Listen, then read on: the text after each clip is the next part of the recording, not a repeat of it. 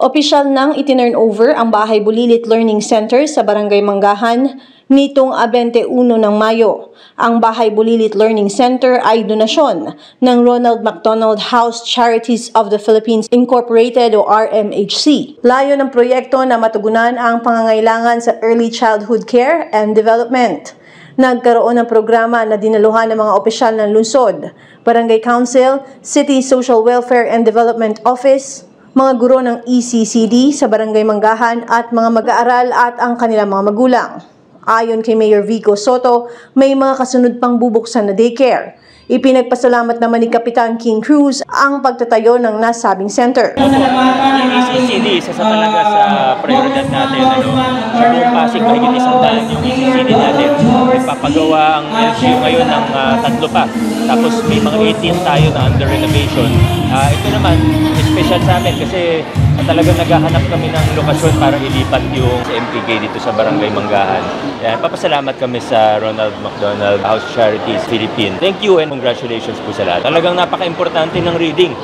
Lagi nga pinapaalala sa atin ng ating Congressman Roman, 3 bagay lang ang pinaka-importante sa edukasyon, lalo na sa mababang grade levels hanggang siguro grade 3. Reading. Yan ang pinaka-importante. So, kailangan lahat ng programa natin.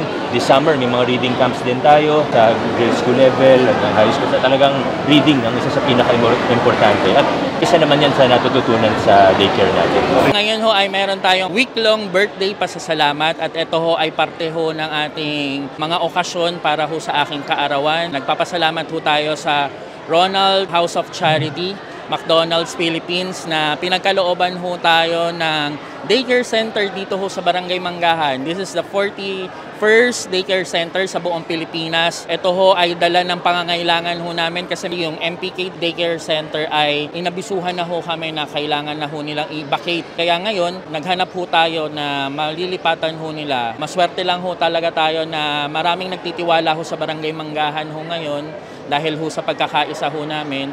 At ito ho ngayon, within the span of 37 days na itayo ho yung Bahay Bulilit ng Ronald McDonald. Sa ngayon ho, meron tayong 70 na mga nag-aaral ho dun sa daycare center ni Teacher Preda.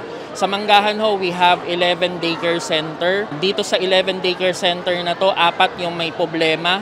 Ngayon, ginagawa na rin ho namin yung daycare center sa Kamya. Yung Bliss 7 Daycare Center, ipoproseso na rin namin ho yung papel para hindi ho sila basta-basta mapaalis ho doon. At hahanapan pa ho namin ng daycare center ang Manggahan proper kasi sa Manggahan proper ho, wala pa ho talaga yung permanenteng daycare center. Nasa 120 square meter ho ito.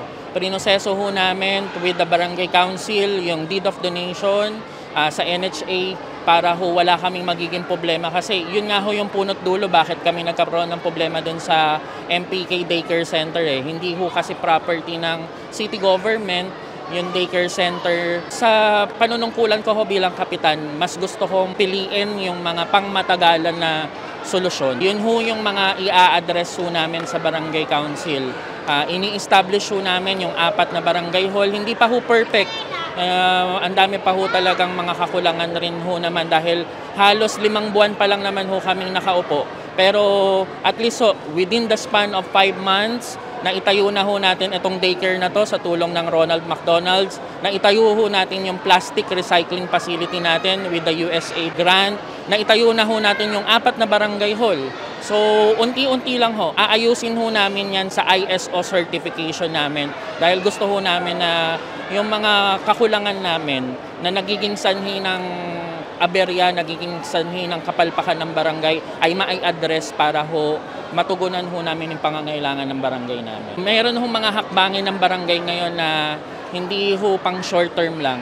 Ang hinahanap ho natin ay yung pangmatagalan na solusyon para ho iangat ho natin hindi lang ho yung imahe ng barangay natin kundi yung antas ng buhay dito sa Barangay Manggahan. Rest assured ho na yun ho yung gagawin ho namin. Very thankful lang ho talaga ako sa mga kawani ng Barangay Manggahan, sa Barangay Council, na sa pagkakaisa ho namin, ang dami hong nagtitiwala ho ngayon sa Barangay Manggahan. At sana rin ho yung mga ibang barangay, makreate ho natin yung sense ng unity dahil pag marami hong nagtitiwala sa ating barangay, marami hong mga biyayang paparating. At makukuha lang ho natin yung tiwala na yon kung nagkakaisa ho tayo sa barangay council, nagkakaisa ho tayo sa ating barangay. Nabatid na nagkaroon ng problema sa naunang site ng ECCD Center noon na hindi pagmamayari ng pamahalaang lungsod, kung kaya't kinailangang lisanin ito.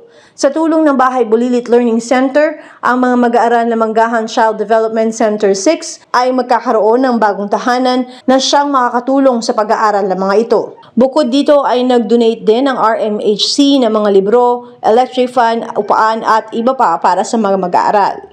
Ako si Luan Peñano para sa latest ng iNews Pasig.